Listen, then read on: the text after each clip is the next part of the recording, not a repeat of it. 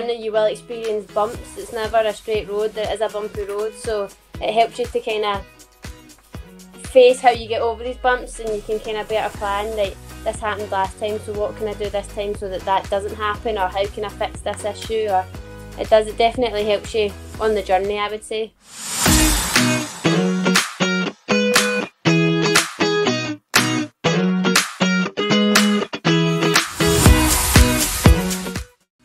Hello and welcome to the Reflective Coach podcast with Coach Luca. This is the final upload and episode of 2022 that will be out there this year available. I hope you've enjoyed this year as much as I have, and there's so much to look forward to, and there's so much that you can listen to from this year alone. Between the Coaching Insight series, the Q&A series with professional athletes and ex-pros, and coaching resources which are available. There are many other strands being developed in 2023, and I'm really looking forward to releasing these and giving them out there for you guys to listen to. I can't wait to connect and listen to other coaches, but within this episode I speak to Scottish coach Kirsty McFarlane.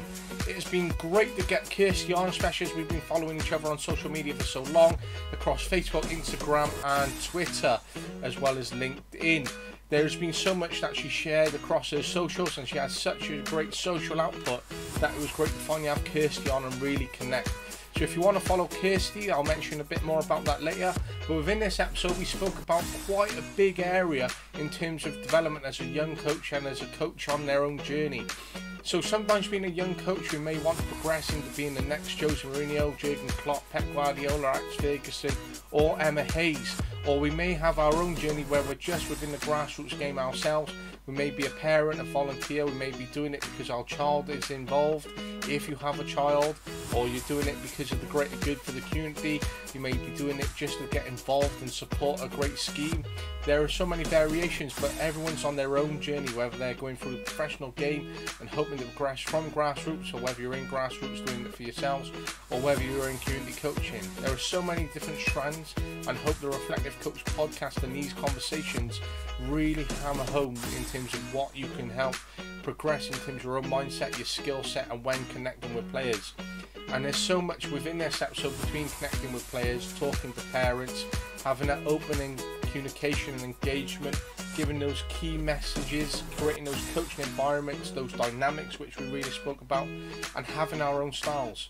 Our own styles are true to us. We may have principles ingrained within our own styles. Our own styles may adapt and change over time. I know within my own coaching journey how much mine has changed, but my principles remain the same, and they will continue to remain the same. I may take one or two away, I may add on to them, and sometimes this may really go against what may be a golden rule to some other coaches, but it's all about your own style and how you adapt that. You're on your own journey, it's how you learn, how you reflect, and what works for you. Don't change who you are because of what you hear, read. Just because there's so much out there doesn't mean you have to change everything about you. You may take things away, you may steal things, you may have tweaks, and when I say steal things, you may steal things from other coaches that you may observe, little skills, little outputs that they may have, things that you will put into your own coaching practice, but it doesn't mean changing everything entirely. But you may reflect so much that you may do so, you may want to start again and reinvent yourself. And that's why coaching is so interesting, because there's so much you can take away just from that alone. And that's why I want to really help and impact you guys and share so much out there and have these stories connect with great coaches like Kirsty, where you can really listen and take away on her journey, my journey, other coaches' journeys that will feature and have featured, and how this helps you grow as a person, grow as a volunteer, grow as a coach, no matter what journey you're on. Me and Kirsty spoke about age groups, progress. The approach can change. One approach doesn't fit all, and that is so important, especially when we talk about players. And this really relates to grassroots coaching. Your players may have a different day to one another. Their week might have changed, so their performance in that contact time may be different to our own expectations and standards that we want to maintain and instill and really want our team to achieve week in, week out. And that's great to have such high standards, but without understanding the players when they come into their sessions, their needs, their psychological output, how this may have changed, especially for young players, you know, whether we're coaching 6, 7, 8, 9, 10, etc. It's really important to understand that person, and that's why it's important to have that right coach environment where they can really open up and speak to you, and you can speak to them to understand them. but that one approach doesn't fit all, and that's really important to take away. And it really doesn't, so really get to understand your players. But me and Kirsty then spoke about being a young coach or a coach on their own journey in terms of trying to progress through jobs and having those job opportunities. And it can be so difficult because we may have such amazing opportunities that present to us. And that's one thing I've definitely learned, is that you don't have to take every job that you're offered. And Kirsty had some great job interviews available to her, but she knocked them back on terms of trying to achieve something where she currently is, and trying to achieve something short term for a long term gain, trying to build up her own portfolio which will allow her to grow as a person, grow as a professional, and really keep achieving what her aspirations are long term. And just because she hasn't done them long term, perhaps in terms of some of the job offers, in contrast to some of the job opportunities she currently has, in terms of what was available and what can be, Kirsty is going to go a very long way as she continues to build her amazing portfolio. But as we continue to speak, we spoke about coaching costs and pay, which can be so difficult. We talked about short-term development for long-term, knocking back job offers, potential of moving away, decisions as a young coach, weighing up the options, choosing the right steps for you, and developing and growing a portfolio. But it's big picture thinking, as Kirsty said, and it's really important. This has been the longest intro that I've created for any of the episodes that I've had so far, but there's been so much that I really wanted to cover and sort of wrap up for 2022. But I hope you enjoy this episode as much as I have. If you want to follow Kirsty, which is KMC Coaching amongst her socials, please do so. She has amazing social media output, and she shares so much on her platforms from the amazing work that she does. It was great to have Kirsty on. I really enjoyed talking to her. Takes so much away from this episode, and I can't wait to have Kirsty on again, because there is so much more that we're going to cover. Enjoy it, look forward to it. You can follow the Reflective Coach podcast on YouTube, Spotify, Anchor, LinkedIn and Twitter. Please drop a follow, please drop a subscribe, please drop a like. If you want to leave a comment, that's always appreciated. But I hope you've enjoyed it as much this year as I have. But thank you for now. This is Coach Luca, the Reflective Coach podcast. Thank you. Hello, you okay? I'm alright, thanks, how are you? Good, yeah, I'm very well, thank you. You can already hear how thick your Scottish accent is. I was speaking to Kayla Mitchie. I think she's just signed for Motherwell, I think it is. And her accent was nowhere near as strong as yours. Oh, because I've got a good Glaswegian accent. That's right. I'll just have, if there's a delay, it's just because I'm slowly translating what you're saying. But one of my favourite TV series is actually Scottish. It's called Two Doors Down. Oh yeah, I've seen it. Yeah, it's brilliant. I think it's a fantastic TV show. It's good, I've seen it a couple of times. I've watched it over and over. They need more episodes, but you know, it's nice to see you. I'm glad you could come on. So I know that you're very busy, very hectic. I followed you on socials for quite a few years now, whether it's LinkedIn, Insta, Facebook, and so on. But you know, how's your day been so far? Not bad. Been busy doing emails and planning and all the boring stuff, to be honest. And that's the thing, when you work in coaching, you know, even though we're centred around children and young people, even when it comes into half term, you either find yourself being just as busier, or if you've got any downtime, then it's still catching up with everything that where you've been so busy that you haven't been able to do. Yeah, definitely. I know that I currently work in a school at the moment, so when I used to work in coaching, I used to have half terms. I was so busy doing sports camps and so on right throughout. But now I'm working in education, I get half term. My friend now set up his own coaching company, and he's constantly asking me if I want to coach because he knows I'm free at half terms. So I can't seem to get away from it, even though I'm still coaching and around it. But you know, sometimes half terms can be great because when you're working on things like soccer camps, sports clubs, etc., it can be so different to coaching these kids during half term to then, you know, coaching them when they're during term time, because, you know, term time they're shattered and then non-term time they're a little bit more energetic. Yeah, definitely. And you know, in that sense, sometimes that variation between what you do regularly, you know, whether it be a coaching session of your own or other community sessions or coaching in half term, sometimes you can have those different enjoyments as a coach in terms of what you get out of them and what you do when you're in them. I do agree. And so, you know, typically, just to give a bit of context around you, how does a week look for you in terms of how everything sort of goes? Well, at the minute it's a bit kind of here, there and everywhere. we've got a lot of sessions on and a lot of partnered sessions. So I don't have any one week the same. Because, for example, if we just take a kind of average week, I've got coaches out in a school on a Monday, so I sometimes pop into that to see how they're doing. On a Tuesday, we've got a walking football session, which is partnered with Glasgow Life. Sometimes I pop down to that, and then all the teams train kind of Monday to Thursday, the odd Friday.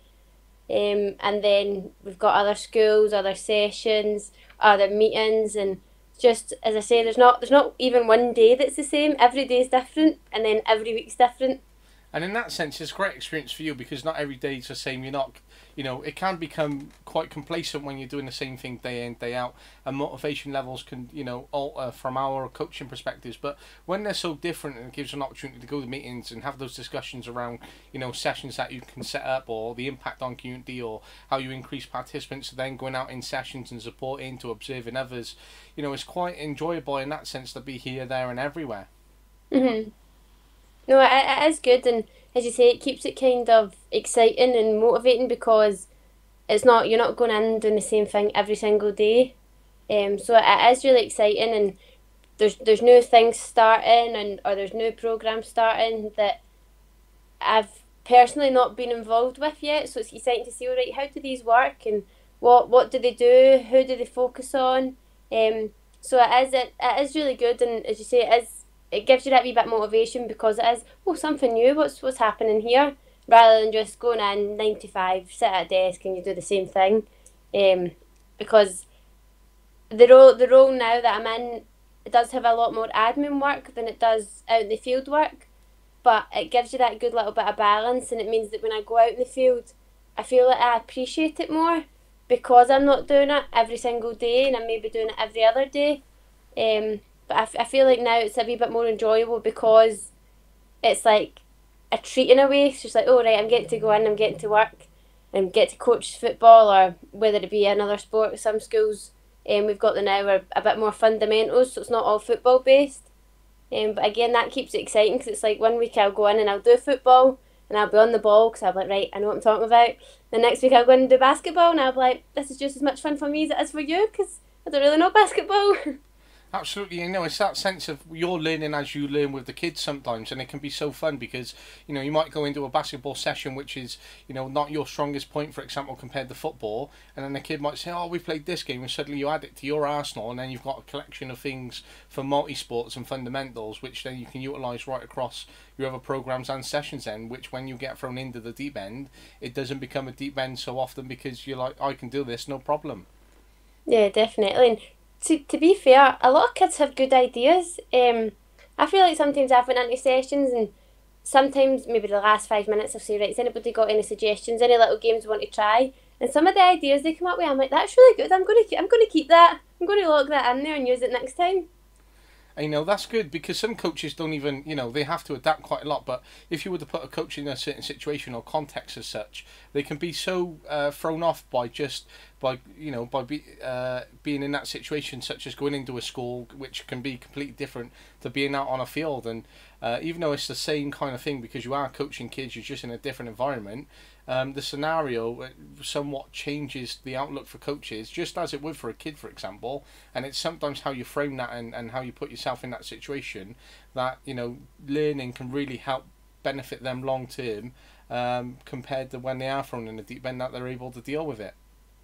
Yeah, no, definitely. And I think you're right what you're saying. When you're on the park to when you're in a school, it's completely different. Although you might work with the same age group, so you might take an age group that's the same age as the school you're going into to take, but it's completely different because, like, in a sense, they have to go to school. Like, they don't have the choice to go to school, but in a team, they've got the choice to beat that team. And it's like everybody in the team's normally friends, everybody gets on with each other because they're a team, whereas in schools you will get like maybe a little clique of different people. And it's a wee bit harder as well because when you're going into a team, everybody wants to be there, everybody wants to play the sport. When you're going into a school, you sometimes get kids that are like, I don't have an interest in this sport, I don't want to play it. So it is a completely different kind of dynamic, but it is, as you say, it is good learning experience because it only helps you grow as a coach, because you will, in your journey, you will experience bumps. It's never a straight road. There is a bumpy road, so it helps you to kind of face how you get over these bumps, and you can kind of better plan, right, this happened last time, so what can I do this time so that that doesn't happen, or how can I fix this issue, or it definitely helps you on the journey, I would say. Absolutely, and as you mentioned there, dynamics is quite an important sense in terms of what you expect from the kids in a session, and even when you go into group sessions and you can have a group where you've had from under 7s to under 11s, those dynamics are important in terms of those interrelationships between the kids, the expectations, the parents and the key stakeholders, because, you know, although we're on the park with the kids, there's so much more that's happening around our session. It's really important to be aware of that as a sense, and when I go into new sessions and I'm with a new team, and I'm constantly looking around, watching what parents wear, who's who. If I speak to this kid, who's going to be watching, for example, in terms of, you know, because the interpretation from parents can be different. The expectations compared to parent A compared to parent B can be completely different. And sometimes how you relay your messages gets convened differently to the wider audience. And just being aware of that is quite important from my own point of view to be aware of as a coach when I'm in those sessions. Yeah, no, definitely, because as you say, you never get two parents that are the same. So what might work with one parent, another parent it might not work with, or as you say, you might say to the kids, right, tell mums and dads or grands and grandpas that next week it's going to be a Halloween party, for example, because it's just been Halloween. One kid will go back and say, right, next week I need to get dressed up as Halloween, and another kid won't say anything. So then you come to the session and there's like one kid not dressed up, and it's because they've not relayed the information that they were given to whoever it is. So I think you're definitely right. You don't ever get one kid that's the same, so you don't ever get one parent that's the same either. You get kind of crossovers where they might be similar, but not one person is ever the same. And that's, you know, an important thing. And, you know, I've seen that over the last few weeks where a coach that I know has relayed a message to a group of kids where he was quite frustrated in the sense of they weren't performing to how he expected them to, in contrast to how they had been over the last few weeks. So in a way, he sort of had a go at them. But to him that was motivation to try and get them geared up because they needed some hard truths compared to what they haven't had. And I could understand that from a coaching point of view, and how I was on the outside and how I was trying to understand it. I was trying to look at different perspectives of how the parent would relay that compared to how he was trying to deliver it, to then how the kids relayed it. And a couple of hours passed on, and I know then a couple of parents then complained, sent this coach messages, obviously not happy with the context and the communication style around it, and they took it a different way, and it led to this coach falling out with these parents and these parties, and then by the end of the night the coach had stepped down from his position as a result of that. And that can be quite difficult, because I remember being in a situation like that when I was quite young and starting out. I didn't quite understand how my messages were coming across to different people, and they're things that you learn on your coaching journey, and for me that's quite an important thing to take away, teach, learn and grow coaches in. But you know, as you say, it's how those messages get relayed and how they can be interpreted in different ways, for example, and it can be quite an important contrast for any coach to be aware of. No, definitely. And I think, as you say as well, when I first started out, and I had a 2002 team at the time, so they were, I think, like under 15s maybe, and sometimes to them you would try and do like the kind of soft approach to say, like, right boys, what can we do better, how can we play better, stuff like that. But sometimes it just didn't work, so sometimes you had to give that wee bit more, not a shout at them, but just that wee bit more of a kind of aggression to get the point across. But then that team moved on, and I then dropped back to 2006, so they would have been, I think, maybe under 11 at the time, and it was a completely different way you spoke to them. Like, when you spoke to them, it was a bit more of like, right, what can we do better? How can we do better? And it was quite a soft tone, and they understood it. And it's just like, as you say, it just depends on the ages, and it also depends on you as a coach as well, because I've seen myself even still going to sessions, and there's maybe one kid, like you say, right, keep the ball on the floor, and one kid kicks it in the air, and you do find yourself saying, going to stop kicking it in the air.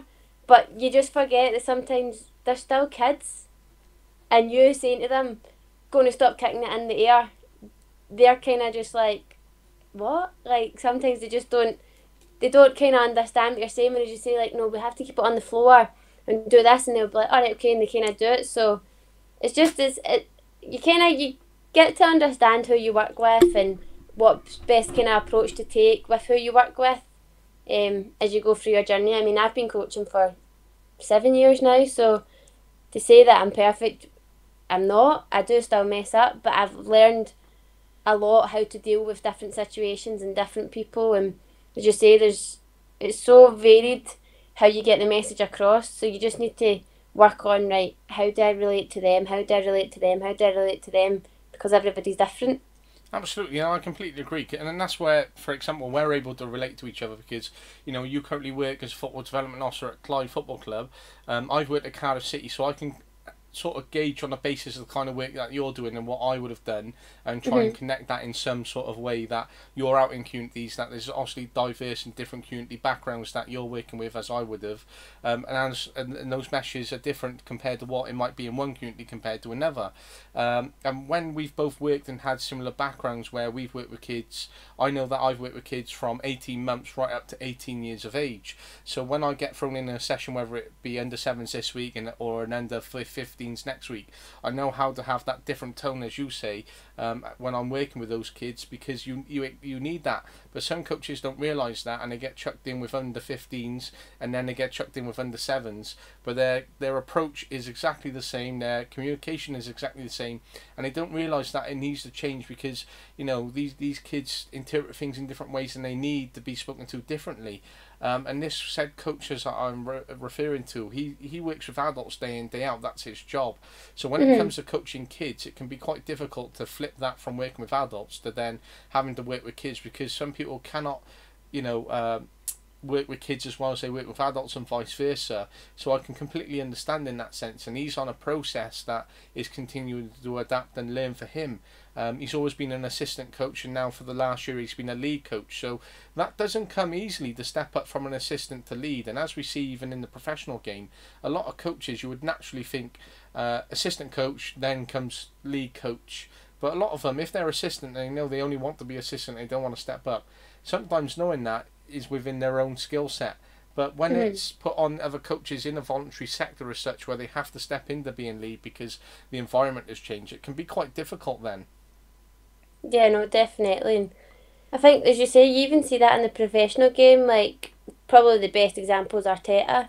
Arteta under Pep, and then Arteta went out on his own, and his first couple of months, maybe his first year at Arsenal, he really struggled to just kind of get his style of play and get the way he wanted his team to play, stuff like that. Whereas now, when you look at Arsenal are playing really well, they're flying.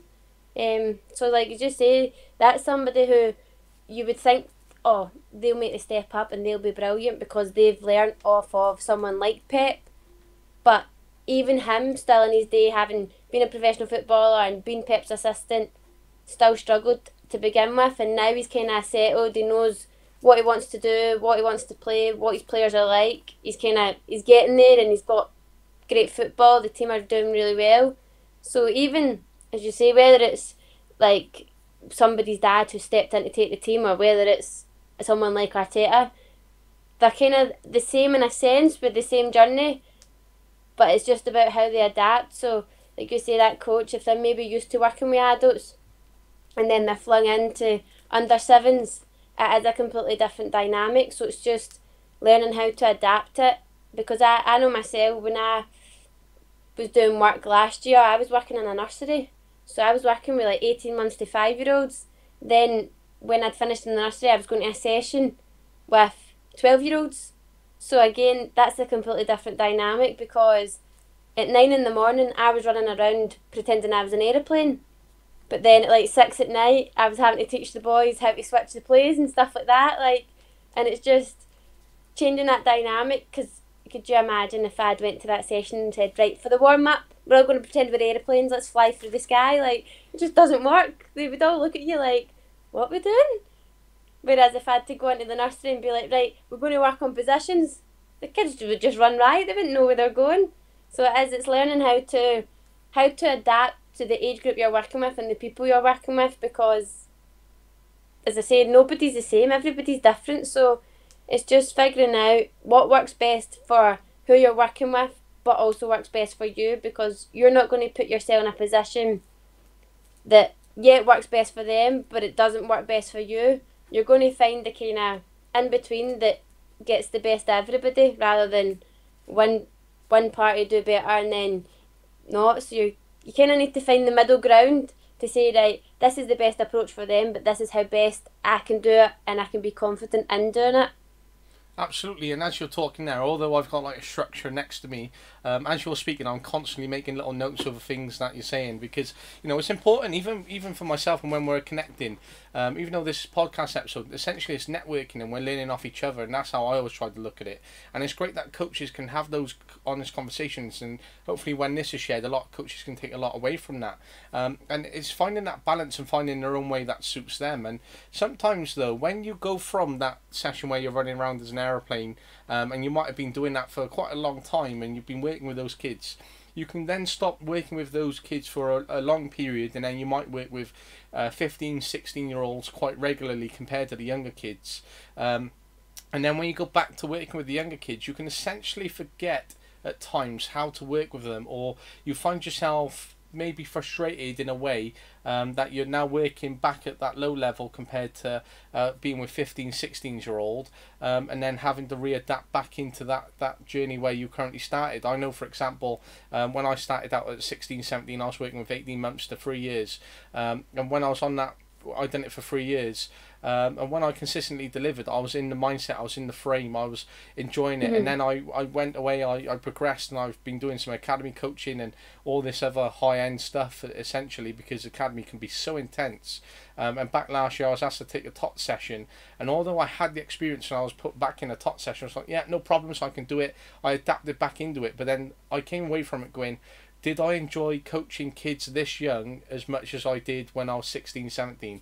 And for me, the answer was no. So then I said, right, I'm just going to do this on a ad hoc basis, if and when you need me, last resort, because this is not me anymore. I've moved on past that in terms of my own journey, and sometimes coaches need to realise that and not get bogged down, because they can get stuck in a cycle where they become unhappy because they haven't found their next progression steps, for example. Yeah, no, definitely. And I think, I'll always love nursery sessions because I just think they're so much fun. And I think for me, when I was doing it as well, it was a nice difference. So rather than just being all kind of like football based and working on specific things, I enjoyed it as much as them, because I was like, I just get to run about being an aeroplane or a firefighter or whatever the kids wanted. I was like, yep, we can do that.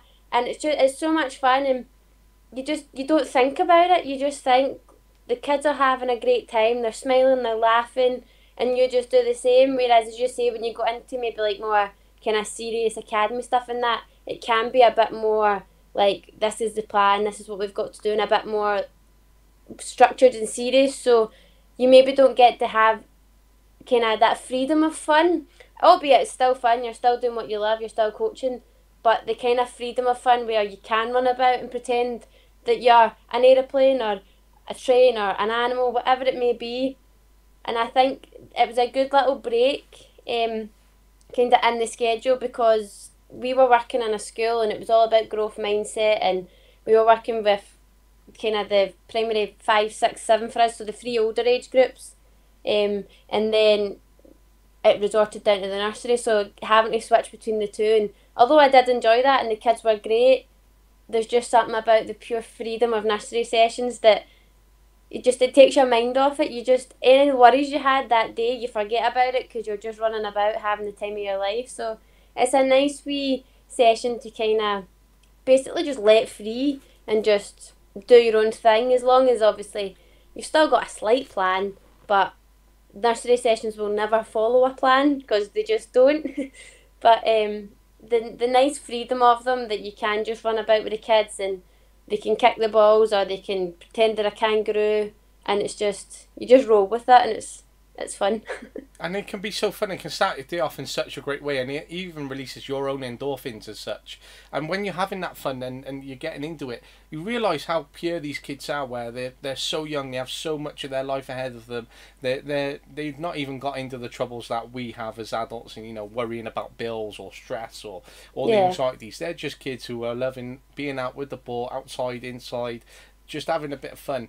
And when you're back working with those kids, it's great to just stand there sometimes and just look at them and be like, wow, you're having life right now, which is so fun. I wish I could go back and just be that toddler again, running around with no worries and stuff. And it's great to see that, and it's great that it's so enjoyable.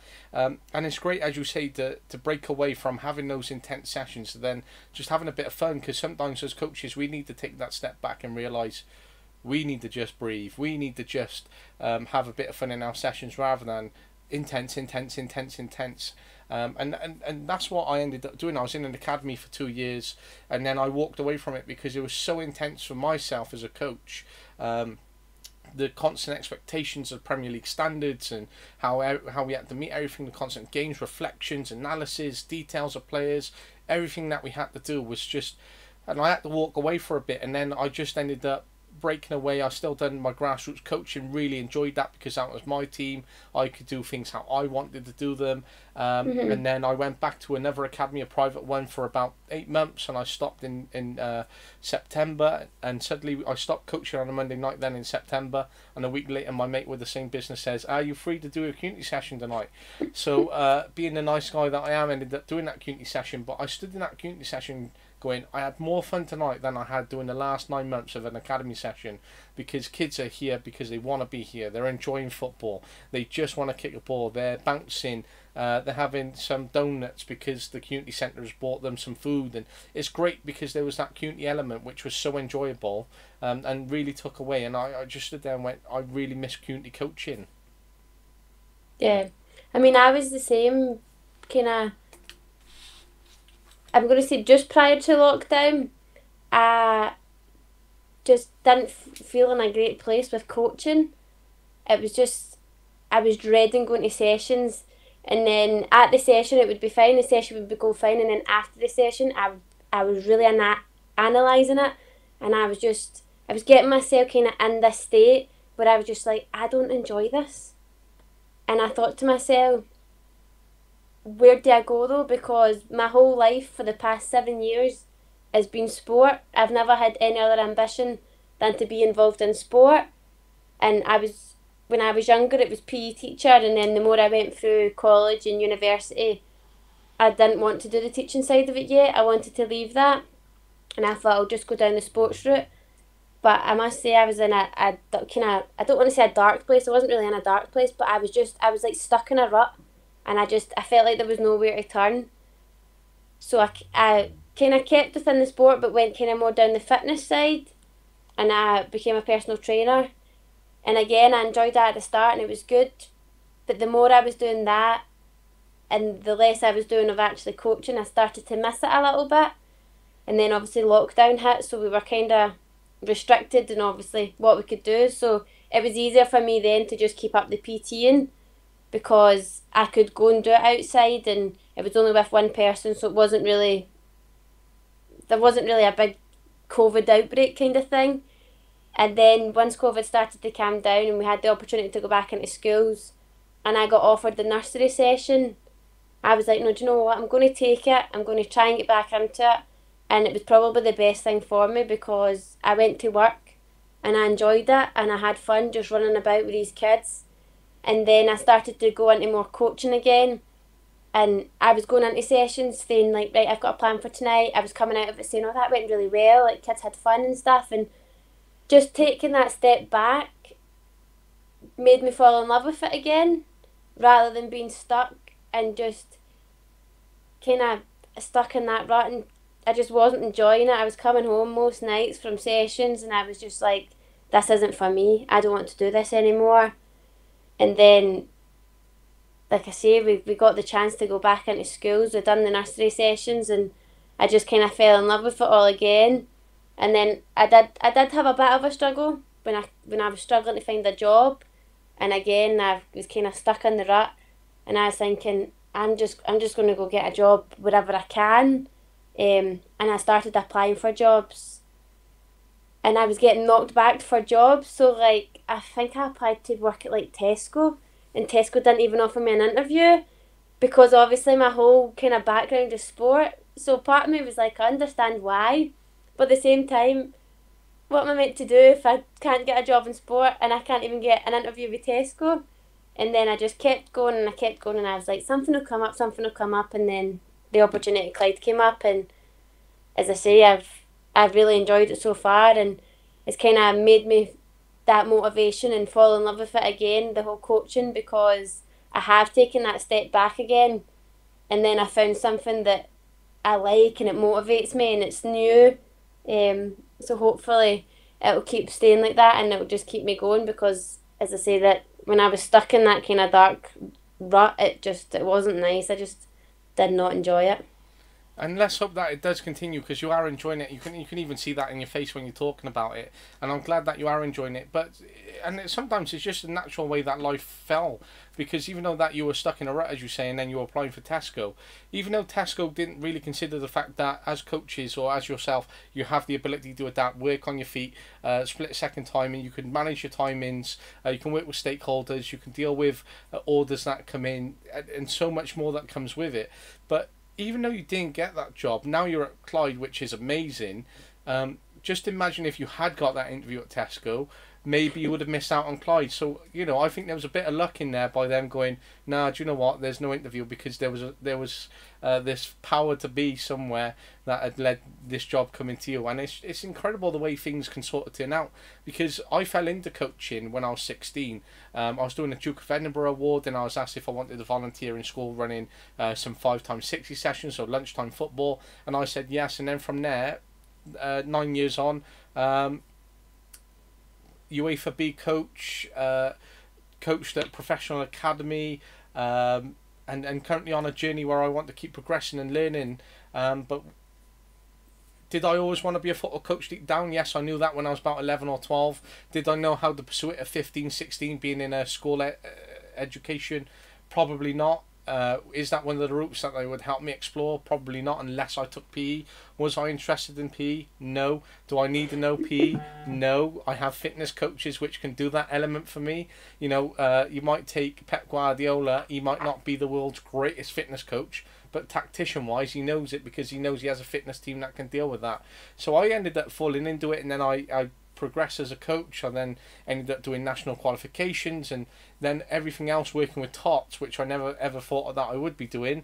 I ended up doing, and here I am, and currently now doing a podcast from the back of it. And it's incredible the way that the journey life can work out just naturally, and whether you fall into it, and then whether you start planning or it happens. It's just the way that the coaching world works. I think it's so different to any other industry that's out there.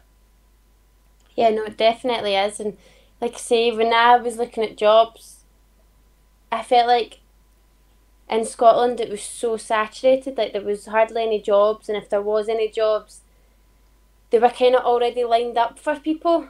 So they already had people in mind, but it was like open to the public. So I had applied for a few and didn't get them, and I was just like, do you know what, I've had enough, I'm just going to start looking elsewhere. So I started looking down south. I tried to kind of stick to the kind of Scotland end of down south, so it was kind of Newcastle, Manchester, Liverpool. I think I went down to Sheffield and Leeds. I think that's where I drew the line. As soon as I went over 5 hours, I was like, nah. And I had a couple of interviews. So I had an interview with Burnley. I got to the last two, and it was like, oh, you just don't have this wee bit of experience. Then I had one with Burton. Got to the last two, oh, you just don't have this wee bit of experience. And it was like just a cycle of, you've done really well, you get to this last two, and then it's just, oh, but you don't have this. And I got to the point and I was thinking, well, if no one gives me the chance, how do I get that experience? Because it wasn't like I could go and do a B licence or a C licence and get a qualification and a course for it. It was something that you would need to be in a role to get that experience. And then I actually had offered an interview with Aston Villa, and I knocked it back because I knocked it back because you had to go down there for the day. And when I weighed up the kind of cost of the driving down, the staying in a hotel, the driving back, I was like, is it worth it to not get through the interview? And all these thoughts were running through my mind. I sat down with my mum and dad and I got their opinion on it. And I ended up knocking it back. And then, funnily enough, 2 days later is when I got the phone call from Clyde to do a project. So I wasn't actually hired by Clyde at first. I was just doing a project. And then the project kind of went that well and that good that they then created a position to offer me it. So I had the meeting, had the phone call, done the Crown Point project, and then midway through that, Man City phoned me to offer me an interview, and I was like, oh, like, no disrespect to Clyde, but Man City, one of the best Premier League teams there is. So I was like, kind of back and forth, and then when I spoke to Clyde and they kind of put it on a table, this is what we've got to offer, I was like, do you know what, I feel like at this time this is the correct stepping stone for me, because there's less involved in it, as in I don't have to move down to Manchester, but I just felt this will give me the experience and it'll allow me to do my own thing, that then I could potentially have that one thing I'm missing and it would get me down to the Premier League, whether it be Man City or Aston Villa or whoever it is. But where I was in that moment, I was like, no, I think Clyde's the better opportunity for me, and it gives me a chance to see this new role and build new things and see where I can take it, so that I can then kind of create a wee portfolio to say, right, this is what I've done at Clyde, this is what worked, this is what maybe didn't work, and then I can hopefully kind of progress that way, because, as I say, it's a good stepping stone, but I don't imagine that in 7 years' time I'll still be at Clyde. I would potentially and hopefully want to progress to a Premier League club or a kind of club in, whether that be France or Spain or wherever, but one of the kind of top league clubs. But again, that's like 7 years down the line, so we'll think about that then. And it's great that, you know, you've had these opportunities and you've been weighing them up. And sometimes people don't see that in the sense of how far a coach is willing to travel or would have to travel for a typical day job. And I know I'm in the exact same position where it's quite saturated here in Wales, where I work at a professional club. The jobs for lead FDP, lead YDP for the last two people have been people internally who happen to work with the academy manager at a previous academy. And although I applied, I was never given an interview despite being at the club for longer, having the exact same qualifications, knowing a bit more around the area than the others. But I get that completely. And then when you sort of start turning, you got, you know, Cardiff, worked for Cardiff for a bit, but because they've been in the Premier League, their Championship, they usually go for UEFA A coaches.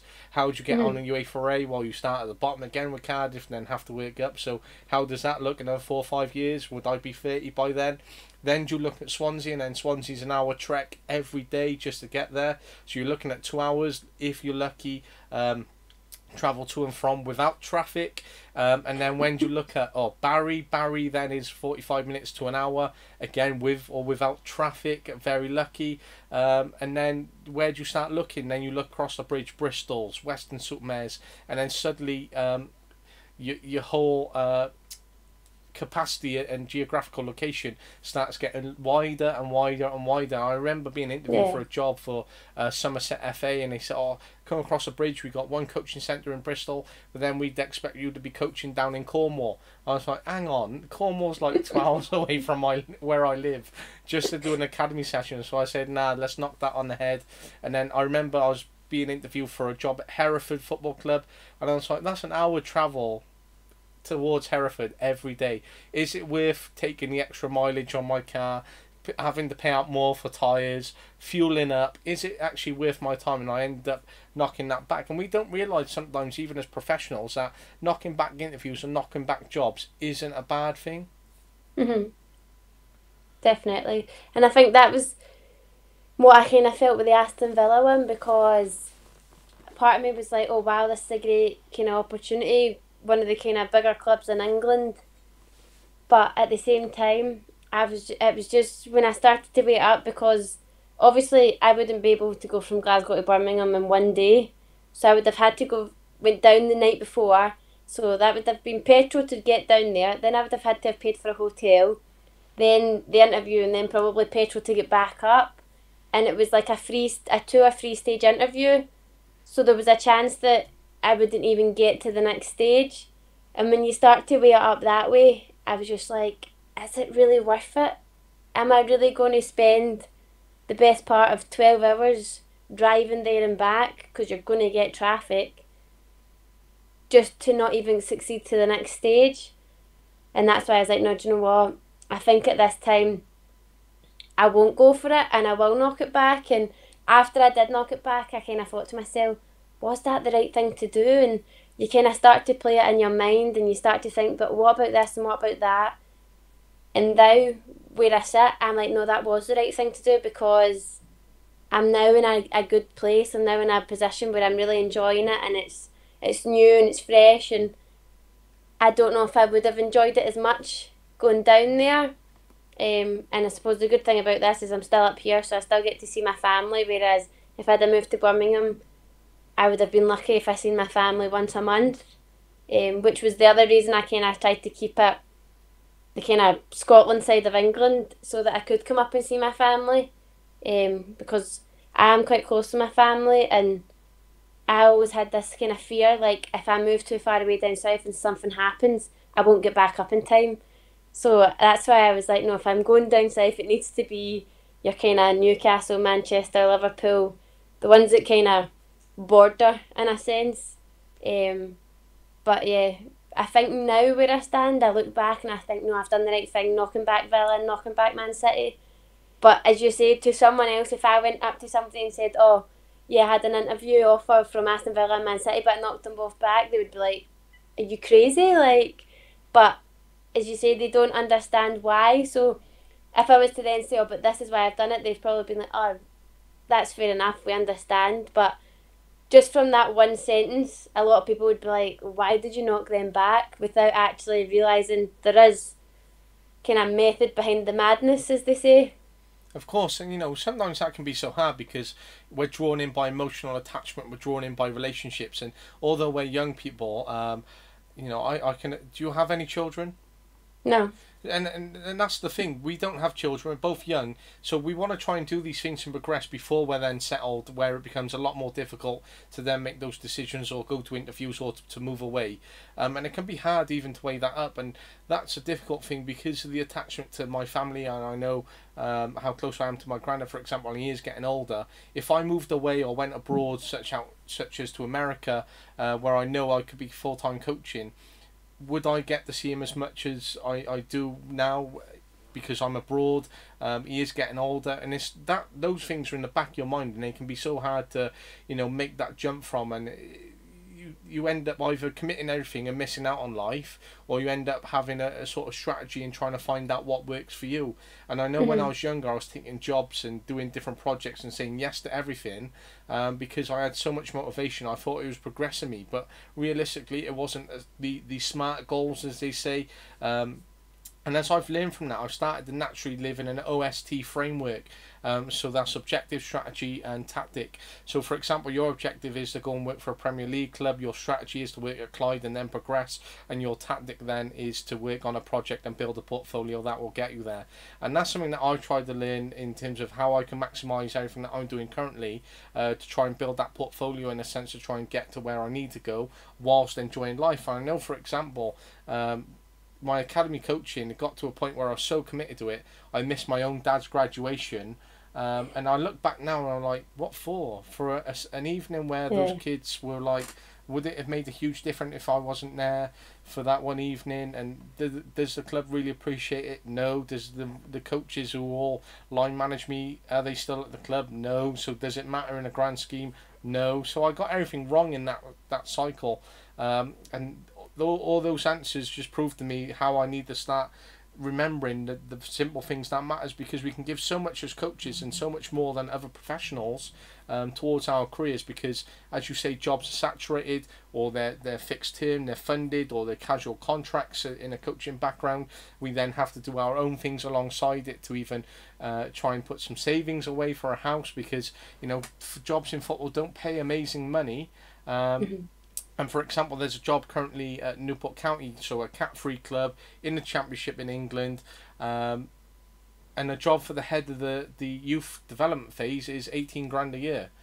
Now that's a shocking wage in a contrast of the other jobs that you could look at for doing much less. So football is a very difficult industry for young coaches like ourselves to weigh up those options, to enjoy life, and then sort of to try and progress at the same time. And it's that right balance, as you said right at the start, that we need to maintain, whether it's in communication, engagement, or whether it's that balance in our personal and professional lives, which we do then need to weigh up. And that's the thing with my friend, where he says, you're free in half term. Well, yes, I know I am, but I'm still coaching. I'm still in uni alongside it, so I'm tied up in half term. And then where you take, I'm working full time and doing all three of those things, as well as everything else that kicks in right up till half term and after. Mate, just having 2 days off would be nice. Yeah. I know that's the thing, and I think that's what goes unnoticed, is how much work coaches actually put in. So even if it's just for like your local community team, these coaches have to like sort pitches, sort referees, sort kits, sort teams. Like, there's so much that goes on behind the scenes that a lot of people don't see and probably don't appreciate that does actually happen. And like you say, jobs are so saturated, and even some of the best jobs aren't well paid. I remember, I think it was a couple of months ago, there was a scout job up, and you had to have, I think, what is like the equivalent of your UEFA B in scouting terms, and they were only paying like 16 grand. And I mean, to get your UEFA B, you're talking at least 2 grand, and you're only going to pay somebody 16 grand to do like 3 people's jobs basically. But as you say, there's that many that puts you off. Because I remember when I was looking down south, I would maybe look at a job for one club, and it would be, I don't know, say 22 grand for a figure, and you would look at the exact same job for a slightly different club, and there would be like a 5 grand difference. And it wouldn't be like a Man City to an Accrington Stanley. It was like a Wigan to a Blackburn, like 2 clubs that are probably not that far apart in terms of where they are. And it was like a 5 grand difference, and I was just like, how does that work? Like, how can you have such a big difference for the exact same job at a kind of similar type club? And it amazed me. I was just like, and I think that's why so many people get turned off of sport, because a lot of the people I went to college with don't work in sport at all. They work in retail, or they work in like car sales, or they work in Morrison's, Tesco, whatever it may be. Some of them have went back to uni and studied completely different things just because the lack of opportunities there is.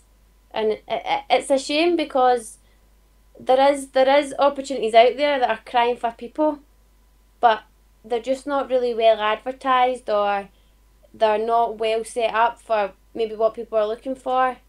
But it is a shame. It's an industry that has the potential to be really good and really well, but some parts of it just seem to kind of fall a bit. Because as I say, my college class, say there was maybe 20 of us, you're lucky if there's even 5 of us involved in sport now, and it's just because the lack of opportunity there was. And a lot of that there's a lot of points just in that which I can take out. And as you say, that you'd be lucky if 5 of you were coaching from the 20.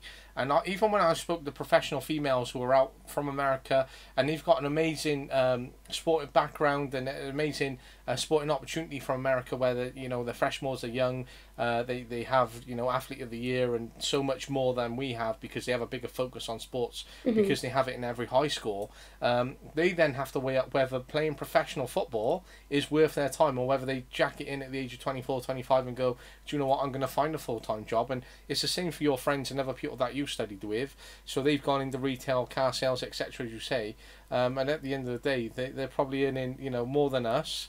But would we end up earning more long term if we turned into the next Pep Guardiolas, for example, or the next Emma Hayes, and suddenly we're earning 40 grand a week? Well, we'll see what happens from this commitment. But whilst we're still young, they're probably having a cleaner car, not having to be out late when it's soaking wet like tonight. They're probably tucked up nice. And it's those other things which people don't see as, you know, the amount of hits that we take. But then when you say about the UEFA B costing £2,000, that's a very good point. I remember being on my UEFA B, and it's £1,000 for anyone who's outside of Wales. But because I'm Welsh, it's 50% off. So I'm like, oh great, you know, 450. I'm happy to deal with that. But I was on the course, and one of the mentors said, it doesn't matter whether you fail, you can just do it again. I was like, oh, that's alright, so I'll pay my reassessment fee, £75. That's £525. Oh, I don't pass, that's right, I'll just go and find another £525. So I spent £1,000. It's all well and easy to say, it don't matter, you can do it again. But you're not the one having to find that £500 fee. But even when you say in Scotland, it's £2,000. For me then to progress, for example, on the UEFA A, it's £3,500 in England alone. Now, to try and find £3,500 is, you know, can be 3 months' wages without spending a single penny. It's then having to sit the course whether you could pass or fail. And then it's like, how do I afford to get on that to make it sustainable? And it can be such a difficult process. And then we sort of get to a point and then it's like, right, is there a glass ceiling there? Do I have to go that way to go up?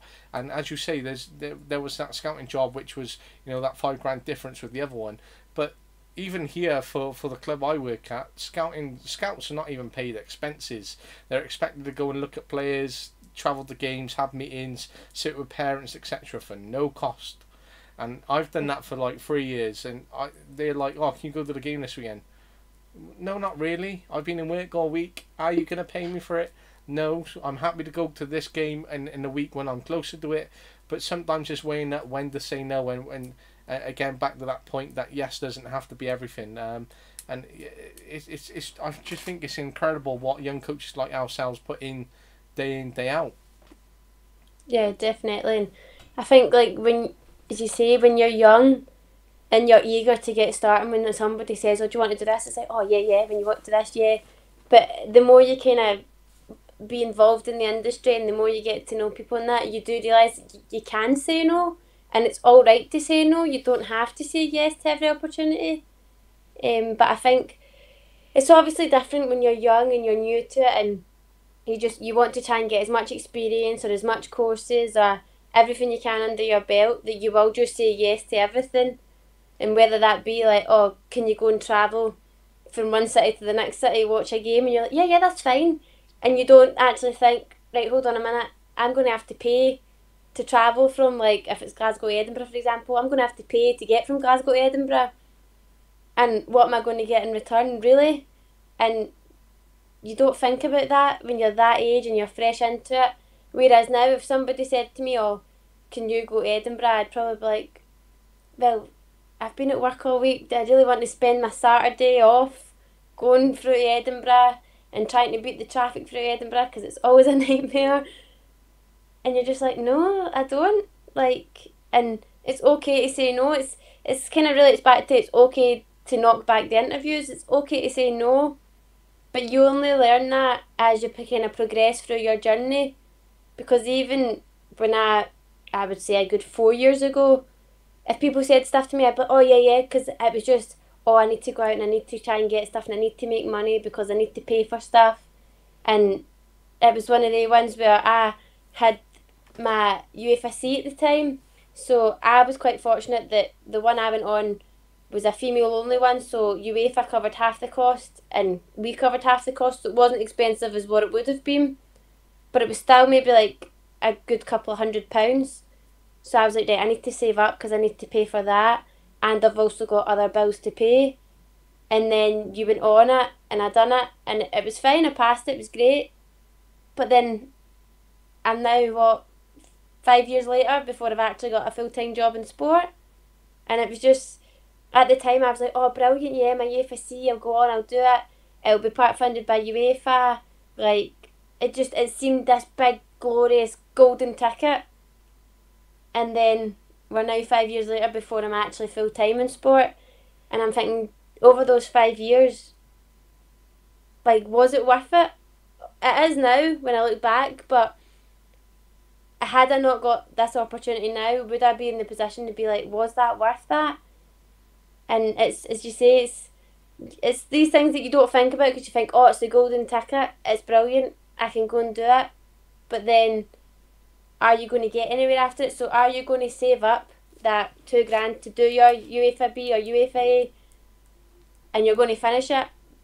But is there a job at the end of the road? Or are you going to then be stuck back doing the same stuff you're doing, even though in effect you're kind of overqualified for it because you've got your UEFA B? And are you going to make the money back that you've just spent on it anytime soon? It's one of the ones, and it is a kind of big life choice. Although it is the next progression, they do cost a lot of money the more you start to go up. So you start to think to yourself, for me to make that next step, I've got to be in a place where I know that I can comfortably make that next step. And if I don't get anything, I can live comfortably. Especially, obviously, the times we're in now, because if you were to go spend £3,000 on your A licence, do your A licence, and then not get anything from it at the end, and you think, I could have used that £3,000 to maybe pay rent or pay for my car or pay for a food shop, anything like that. And it's starting, you need to weigh up your options to be like, is that worth it for just now? Am I in the right place to go and do that? Or would I be better maybe 6 months, giving myself a good steady kind of savings and then going to do it, so that you do have something to fall back on if there's nothing at the end of it? Of course, it's that fallback which is important. But even then, to weigh up a fallback or then to start putting a savings, for not every coach is in a position to do that. And I know it's not down to us to save the world or save the coaching community, but in that respect, it is something to consider for the wider, coaching community, for all coaches in that position. And it's just. It's a really difficult industry to be in, as I've said previously, but it's great that we can be in positions where you can either try and get part funding or you falling into a full-time job, and sometimes you can be overqualified, and you end up in a job, and realistically, what's the greater terms of what you could be doing compared to what you actually are doing. And I think a very good friend of mine, he's currently, he's just dropped out of his PhD degree because he wasn't enjoying doing the PhD side of things. And I was like, do you know what, fair enough. And now he's going to go and study to be a teacher because it's been worthwhile. But upon that journey, he's 2 years older than me. He's obviously done his degree, he's done his masters, he's started a PhD, he's done community coaching, academy coaching, he's been like a sports coordinator, he's done an internship at Cardiff City. So he's done all these array of things, but then he's finally realised at the age of 27, do you know what, that's not for me. I'm still going to do a bit of academy coaching, I'm still going to do grassroots, but if I focus on teaching and I can actually build a career behind what I can do and have a bit more safety and do some teaching, then I'll go and see what I can do in coaching in a few years time off the basis of what I'm doing here in teaching. And then if coaching doesn't work out, then I'll go back round to teaching, which is quite a good way of thinking about it. But it's taking him to 27 to sort of go, I've given everything to coaching, what are my next steps now, because it hasn't worked out for me. For me, that's quite an important point that he's learned, and as we've said, it's when to say no, when to make those decisions, and working out what's best for us, as you've done for yourself. And learning off each other is quite an important thing, and to read situations that other people have placed themselves in, or when they've said yes, when they've said no, it's quite an important thing just to sit back. Because as coaches, I think one of the biggest skills that we need to start developing is when to sit back and observe ourselves. Yeah, definitely. I think, as you say, like, it's good to learn. So in the years I've done coaching, I've worked with loads of different people that have worked at the kind of highest level, people who've kind of just kind of stayed grassroots, and even people that you maybe just meet once, you learn something off them, you observe their session, you see something, and it's always good. Like you say, no one's ever perfect, so I might go into something and I've got a plan and I'm like, right, brilliant, and I might do it, and someone might say to me, see, if you'd have maybe done this, it might have worked better. And it's learning to take that feedback and adapt it rather than take it as a criticism. I think sometimes coaches kind of take it the wrong way, and it kind of goes back to that point on how information's relayed. So someone might say to you, oh, see if you'd have maybe just done this, that might have been a wee bit better. And you might think to yourself, well, I thought it went quite well, and they're obviously saying it didn't. And it's not actually that it didn't go well, it's just this little one point could maybe just make it that little bit better. And it's learning how to take that information and how to kind of put it into practice so that when you do it the next time round, it is maybe that little bit better. Because, I mean, even Pep Guardiola again, he probably sees stuff and he probably has coaches saying stuff to him and he probably says, well, we'll try that next time, we'll try that. Because even being at the top level he's still not perfect. He's probably still on a journey to learn. And it's learning how do you learn off each other? How do you kind of adapt to that feedback? Don't take it as a criticism, take it as a kind of motivation to say, right, so next time this is what I'm going to do, and I'm going to try it and see if it's better. And allowing yourself that feedback so that you're not coming out of a session thinking, oh, that was great, everything's brilliant, and actually coming out and saying, right, well, what could have went better, and that did work, but what about if I'd have done this, would that have worked? And basically being your own critique, being your own kind of worst enemy in a sense, to say after a session, that didn't go well, so how are you going to improve it? And as much as you can learn off other people and other people can give you feedback and stuff, the best person to do it is you, because you're the only one that's going to change it. So having that kind of openness with yourself to say, that wasn't great, how can I improve it? Rather than just being like, oh, that wasn't great, that's it. And it's how do you move on from it? So how do you grow as a coach? How do you look at yourself in the mirror and say, that wasn't great, how can we improve it? And then next time you might do it and it might go great, and you might think to yourself, that was amazing, that went so much better than it did the last time. How can I improve it again? And it's constantly looking to see, how can I improve myself and how can I improve what I do? So whether that be you're working with nursery kids or working with adults, how can you improve as a coach so that your participants get the best out of it, and they do go home with a smile on their face, or they do go home and they tell their mum or dads or whoever it is and say, oh, we done this really good game or this really good practice, and it was amazing, we were doing this, we were doing that. Because what you might not see isn't always, like, you might think to yourself, oh, they didn't look as if they enjoyed that, but they might go home and rant and rave about it and say, oh my god, that was amazing. And it's just, as you say, it's learning to take that on board and say, right, how can it be better, and what have I maybe learned off X, Y and Z that could help me in this situation?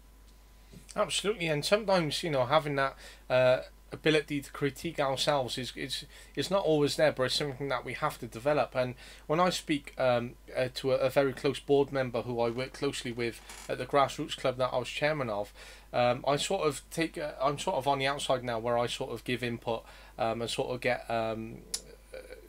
consulted on certain situations, and sometimes they come to me from a parent point of view, and I'm like, well, no, you need to have the point of view as a board member, you need to have a point of view from what the coach has done, and then you need to have a look at it from your parent point of view rather than just one. And it's what I call big picture thinking. And when I sort of go back with big picture thinking, they cannot handle the fact that I've said you've looked at it small-minded, and they've said, and they don't like that level of criticism as such. But I said, as a chairman, I've had to look at this criticism and had to look at it from a board level, and it's so different from when I was a coach to when I was chairman, because I had to completely change my mindset. But it's helped me look at things from an operational element to political, to then how I consult with everyone, how I lead, etc. And I learned so much from that, and it's how then I can then consult on things where they're happening from that element. And for me, it's when I was having this conversation with this person, they couldn't handle the fact that I was trying to give them feedback or trying to go, well, you need to think about this in different perspectives. And sometimes it can be difficult, even when working with people and adults as such, for them to reflect on their own things, but to try and develop that level of critique or way to reflect, because they don't like having that harsh criticism said back to them. And even us as coaches, we can struggle to deal with that at times, but it's important, as you say, that you've been working on, is it's that growth mindset, and growth mindset is, I think, needed by every coach, because, you know, as we say, Pep Guardiola doesn't stop learning. Although he's won, you know, so much in the game, he's got so much more to continue doing if he wants to reach his final objectives and his goals. And it's incredible when we do work with coaches that they struggle to critique what they do. No, definitely. I think that just comes as part of your journey. So, I mean, I would think when I first started at 16, 17, if someone was to say something to me, I would take it to heart, and I would be like I would really get to me. Whereas now, because I've worked so long and I've worked with loads of different people, but if someone was to say to me like a critique, I would think, right, okay, take it on board. I'll have a think. How can I change the session or change whatever I'm doing to kind of better it? And it is that adapting to it and learning, but that again only comes when you're going through the journey. So even like kids now that are maybe 16, 17, just starting their journey off, the way you say it to them, and it relates back to how you relate information. So now I would think you've got to say it in a way where it's not a critique as such, it's just more of a kind of motivational comment to say, listen, that worked well, but maybe next time try this and it might work better. Because we actually, at the holiday camp we had there, we had a couple of 6-years, so kind of last year of high school, coming in to volunteer with us. One of the boys had a good practice, but there was a couple of cues. So I said to him, listen, this is really good. I like what you've done. It's new. I said, but why don't we do 2 of them so we don't have the cues? And he was like, yeah, that's perfect. So helped him set it out, and I just said to him, I said, do we see how better it runs because the kids are getting a lot more shots of it rather than standing in a queue? And he was like, yeah, he was like, I didn't even think, like, and I said, listen, see, if I was your age, I wouldn't have thought of that either.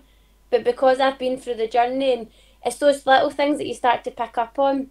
Because I remember being on a coaching course once, and the kind of main coach was wearing a blue top, and he put the players in blue bibs, and the other coach said, what's wrong? And we were all like watching it, we were all thinking, what is wrong? I don't really see anything wrong with this.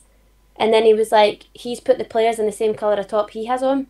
So he was like in amongst it with the exact same colour of top on, and I was like, I wouldn't have ever thought that would have been an issue. But then you start to think, well, if one of the players has the ball and they go to pass it to him, he's not actually involved, but it's because he's got the same top on. So it's like those little silly things that you don't think of, like putting kids in the same colour of bibs that you have top on, or putting 2 sets out rather than 1 set so there's not cues. And again, it's just you learn that as you go on, and you probably find there's managers out there that even in the Premier League could probably put their kind of players in bibs to match the colour of their tops, because obviously all their training kits similar colours. And it's just little things like that you just don't think of, because you don't think that would be an issue until you actually see it in practice, and then you say, well, that could be an issue.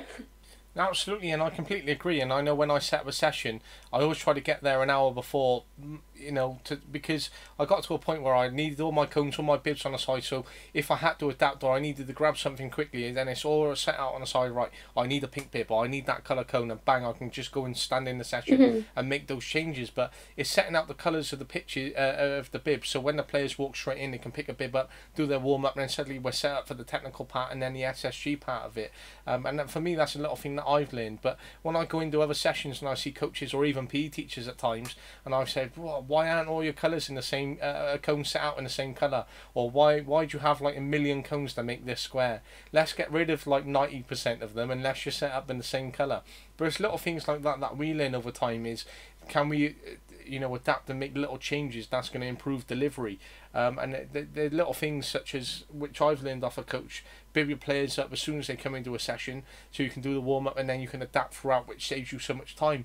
And that's something which I've taken away with me along my journey, and there's so many things that I'm going to continue learning, which is what we call our own locker, which is what we try to give the players in terms of what they have in theirs. But But it's an incredible coaching journey, and it's, you know, it's great, the one that you've been on, and I know that we haven't even unwrapped part of your journey and everything that you've done, and that's just because we've just delved into a conversation around coaching and everything to go with it, whether that's been reflections, jobs, decisions, the journey, essentially for coaches making those tough decisions, when to say no, working with players, different communicational elements, environments, framework, and it's just, that's what's been covered in just over an hour, you know, you've got a wealth of knowledge which is in your own head and experience behind you, and you know, I've really enjoyed speaking to you, and I know that I followed you so long on socials, but you know, when you actually have the ability to sit down with Kirsty and unravel all these things is incredible, and you know, it's been a great way to spend part of my half term, even though I'm not coaching, but to even just speak to you, and I'm so glad that I could get you on. But you know, as I said, I don't think we've unraveled half of it, but I whenever you're free, I'd love to get you on, you know, again, because I just think there's so much more there. But you know, you're an excellent interviewee, and it's been great to have you on, and I know whoever listens to this, whether they're on Spotify or YouTube, etc., they're really going to enjoy listening to Kirsty. Yeah, hopefully they can understand it. Well, you weren't too bad actually. As I was getting into it, I was like, you know what, I've understood everything so far. It's just when you started off, it was really thick. But as I sat down and spoke to you, I was like, oh, do you know what, it's not that thick, to be honest. I think that's the other thing, see, because I've done seasons abroad and a lot of the time it's been English, like people from England, you start to kind of adapt it so you don't have such the accent. Because I remember when I was in Greece and my roommate, she was from Hull, so she had a strong accent, but it was still completely understandable. And first when I went over, she would just look at me and I would be like, are you going to answer my question? And she'd be like, I don't have a clue what you've just said to me. So I had to like kind of slow myself down, and it didn't help the rest of the team. Everybody was English. So every time I was speaking to them, I was having to like kind of really slow it down. And then I would phone my mum or my dad, and obviously they're Scottish. And when I would be on the phone to them, she would just sit and just like watch me on the phone. And I'd be like, why you just watch me? And she's like, because I don't know what you're saying. She was like, you genuinely sound as if you're speaking a different language, because your accent just goes so thick again, because obviously when you hear the Scottish accent, you then revert back to the Glaswegian accent. And it's like things like that you don't realise. When I was abroad, I was coaching mainly English kids, and then there was foreign kids who couldn't speak English. And obviously, like, I had two wee brothers who were Ukrainian, who didn't speak a word of English, and I have absolutely no idea about Ukrainian. And I was trying to talk to them, but obviously the accent was coming out in times. They'd just look at me, and I felt as if I was pure, like, ball. Like, having to, like, proper, like, slow it right down and make it kind of posh so they would understand. But it's like things like that you don't think about, because I mean, I've been brought up Scotland, I've lived in Scotland my whole life, so no one ever really talks to you in a different accent. Even if it's somebody from Edinburgh, they've still got the Scottish twang, although it's a different type of Scottish twang, they've still got it. And then obviously when you go abroad, that's when you start to realise, like, oh, I do actually talk really fast. No, absolutely, but you know, it's a great accent. I've really enjoyed listening to it. Perhaps I'll have to venture up to Scotland and you know, get to know the other Glaswegians that's around and interpret things. But you know, everyone's lucky to have you where you currently are, and I hope you venture away from Scotland at some point. But you know, up until then, continue what you're doing, and I know I'll definitely drop you a message in a bit. But I really appreciate your time tonight, and as I said, I've really enjoyed talking to you. No, it's been great. It's been a great little evening. No, it's been wonderful. Yeah, but yeah, I'll definitely drop you a message in a bit, and then we'll go from there. But thank you. Yeah, no worries. Right, perfect. Thank you.